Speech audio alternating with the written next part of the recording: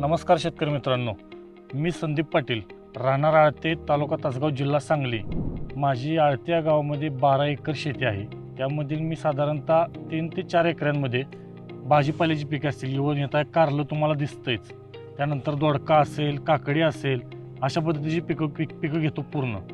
ह्याच्या आधी भरपूर मल्चिंग वापरली, पण 5 महिन्यांपासून मी सेनाग्रो कंपनीचं हे मल्चिंग वापरतो। तुम्ही आता पाहू शकता, आता ह्या प्लॉटला आपल्या 5 महिने पूर्ण झालेत।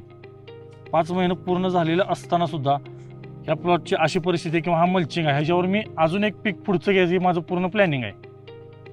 ह्या मल्चिंग वापरल्यानंतर माझा असा फायदा झाला की माझ्या ह्याच्या आधी मल्चिंग काढायची सुद्धा सोय होत नव्हती, की पूर्ण तुकडे होऊन जायची, पण आता तुम्ही पाहता की मल्चिंग पूर्णपणे क्लिअर आहे।